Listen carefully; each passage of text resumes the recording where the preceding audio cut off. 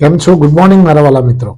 આજે તારીખ થઈ ગઈ છે 25/3/2026 અને વાર થયો મિત્રો આજે બુધવારનો દિવસ.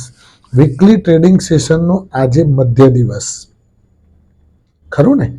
સોમ મંગળ ગયા, બુધવાર આવી ગયો, ગુરુ શુક્ર હજુ બાકી છે મિત્રો. આજે ગિફ્ટ નિફ્ટી લગભગ 150 અંક ઉપર પ્લસ બતાવે છે. એટલે ગઈકાલે તો તેજી જોવા મળી, આજે પણ કદાચ તેજી થાય તો નવાઈ ન પામતા. હવે કયા કારણોસર તેજી થઈ રહેવાની છે એ બધું જ આજે સમજાવવાનું છે તમને. પણ એ પહેલા આપણે જોઈ લઈએ મિત્રો કે ગઈકાલે બજાર કેવું રહ્યું અને શું ડેવલપમેન્ટ ગઈકાલે જોવા મળ્યું બજારની અંદર.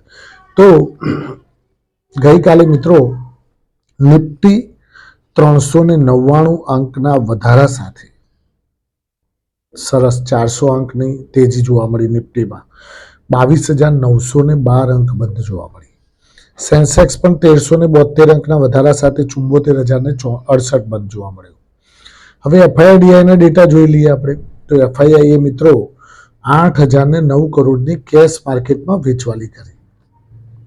આટલું બજાર ઉપર હેડે છે તોય આ ભાઈને તો વેચવાલી સિવાય કંઈ સમજણ જ પડતી નહીં. અને ડીઆઈઆઈએ 5,867 કરોડની ખરીદારી કરી. ખરું ને મિત્રો? હવે આ વાત થઈ ગઈ એફઆઈઆઈ ડીઆઈઆઈની એક્ટિવિટીની. હવે વધનારા શેરો ઘટનારા શેરો ઉપર ફટાફટ ફોકસ કરી લઈએ. તો વધનારા શેરોમાં મિત્રો પહેલા નંબરે હતો બીએલએસ ઇન્ટરનેશનલ, 17% તેજી જોવા મળી. આલ્કલીન એમિન્સ કેમિકલ 14% તેજી જોવા મળી. એથર ઇન્ડસ્ટ્રીઝમાં પણ 12.9% તેજી જોવા મળી. બહુ બધા તેજીમાં હતા ગઈકાલે. મસ્ત મિડ કેપ અને સ્મોલ કેપ બધું સરસ ચાલતું હતું. લિન્ડે ઇન્ડિયા 9.3%ની તેજી. વિશાલ મેગામાર્ટમાં પણ 7.3%ની તેજી હતી. ગ્રેવિટા ઇન્ડિયામાં 6.6%ની તેજી હતી. સન્માન કેપિટલમાં 6.6%ની તેજી હતી. ત્રિવેણી એન્જિનિયરિંગમાં 6.5%ની તેજી હતી. હવે ઘટનારા શેરો પર ફોકસ કરીએ તો વન સોર્સ સ્પેશિયાલિટી 5.3%ની મંદી. એમ્બેસી ડેવલપમેન્ટમાં 5%ની મંદી. ફિનોલેક્સ ઇન્ડસ્ટ્રીઝમાં 4.6%ની મંદી. કોલ ઇન્ડિયામાં 2.9%ની મંદી અને પીટીસી ઇન્ડસ્ટ્રીઝમાં 2.1%ની મંદી જોવા મળી. હવે મિત્રો બીજી વસ્તુ કહી દઉં તમને કે સોના અને ચાંદીમાં ધીમે ધીમે ધીમે એકદમ બોટમ બનાવીને રિકવરી આવી રહી છે. $60 થી $61 સુધી ચાંદી પહોંચી ગઈ હતી. આજે લગભગ $73, એટલે કે 4%ની તેજી સાથે આજે ચાંદી કામકાજ કરી રહ્યું છે. ક્રૂડ લગભગ 5.5 થી 6% નીચે છે. લગભગ 97 નાઇમેક્સ ક્રૂડ $97 ચાલી રહ્યું છે. 103 વાળું $97 આવી ગયું. અને જે આપણું નાઇમેક્સ બ્રેન્ટ ક્રૂડ. અને બીજી વસ્તુ મિત્રો કે સોનું પણ લગભગ $4,000 વાળું અત્યારે $4500 ઉપર ચાલી રહ્યું છે. $4500 ચાલી રહ્યું છે. લગભગ આજે 2.5%ની તેજી છે સોનામાં અને 4%ની તેજી ચાંદીમાં બતાવી રહી છે. તો મિત્રો ખાસ એક વસ્તુ ધ્યાન રાખજો કે આજના દિવસે હિન્દુસ્તાન ઝિંક, હિન્દુસ્તાન કોપર અને વેદાંતા આ ત્રણેમાં આજે હલચલ જોવા મળશે.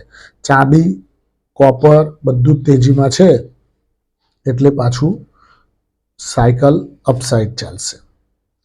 હવે મુખ્ય મુદ્દાની વાત કરી લઈએ મિત્રો કે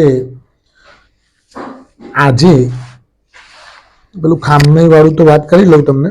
બીજું એક વસ્તુ ખાસ કહેવાની છે કે આજે ક્રૂડ ઓઇલ ડાઉન આવ્યું છે તો ઓઇલ માર્કેટિંગ કંપનીઓમાં કદાચ તેજી આવી શકે. કઈ તેજી? એટલું યાદ રાખવાનું કે ક્રૂડ તૂટે તો ઓઇલ માર્કેટિંગ કંપનીઓને ફાયદો, ક્રૂડ વધે તો રિફાઇનરીઓને ફાયદો, જે ક્રૂડ ઉત્પન્ન કરે છે એ લોકોને ફાયદો,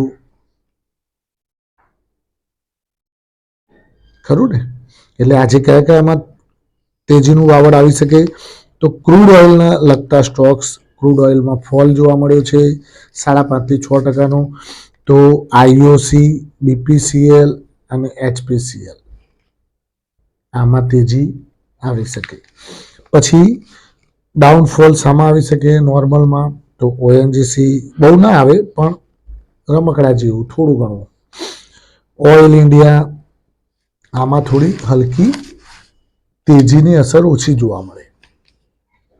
આજે બજાર ગેપઅપ ખુલવાનું એની અસર આ બધામાં ઓછી જોવા મળે. કેમ કે ક્રૂડ ડાઉન છે અને સોના ચાંદીને લગતા જે પણ સ્ટોક્સ છે એમાં પણ આજે તેજી આવશે, ખરું મિત્રો?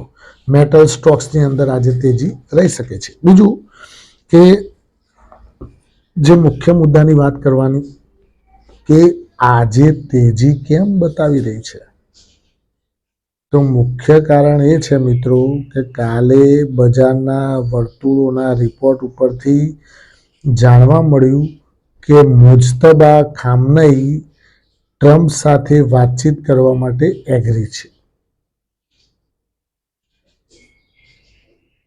આ મોટું કારણ છે. મુજતબા ખામનઈ કોની સાથે વાતચીત કરવા માટે તૈયાર છે?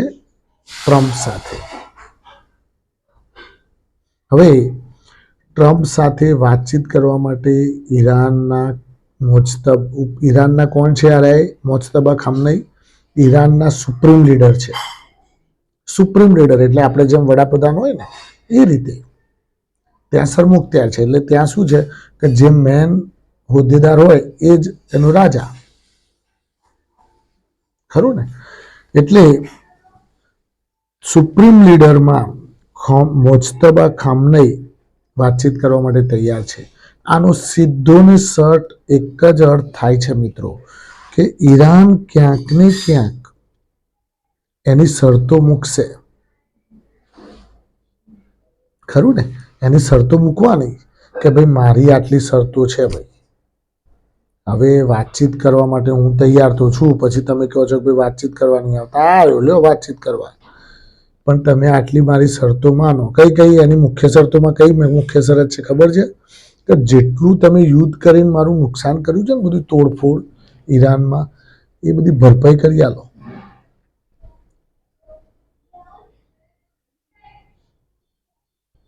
અને હવે ક્યારે આવી ભૂલ નહીં કરો એ પણ લખી આલો કે આવી હુમલો નહીં કરો.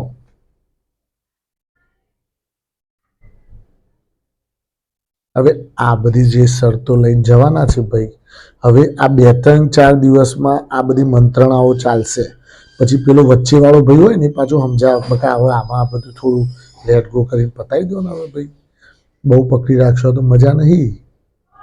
એમ કરીને હજુ આનું નેગોશિએશન ચાલશે અને પછી આનું તારણ હાચુકલું આવશે કે ભાઈ હવે માની ગયો છે ઈરાન પણ, ત્યારે એક પાછી બીજી મોટી તેજી થશે,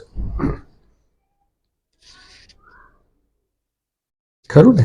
હવે બીજી વસ્તુ તમને ખાસ કહેવાની કે આજે મોદી સાહેબે જે સર્વદલીય બેઠક બોલાવેલી છે, સર્વપક્ષીય, બધા જ પક્ષવાળા લોકોને આજે પશ્ચિમ એશિયામાં જે આજે મિડલ ઇસ્ટમાં જે યુદ્ધ ફાટી નીકળેલું છે એ યુદ્ધના અનુસંધાનમાં દેશમાં શું ક્યાં ક્યાં અટકાવટ કે રૂકાવટ કે ક્યાંક તકલીફ જે પડતી હોય એના ઉપરની ડિસ્કશન કરવા માટે સર્વદલીય બેઠક એટલા માટે બોલાવી પડે.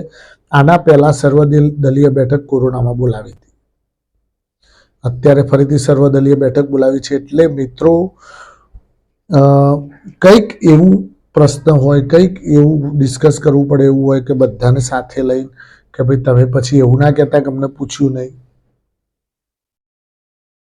ખરું ને?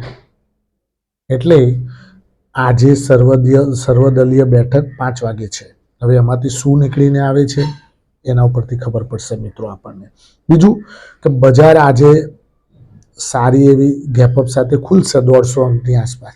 એટલે મિત્રો ગઈકાલે તો mid cap small cap dance કરતા હતા ઉપરની સાઈડે.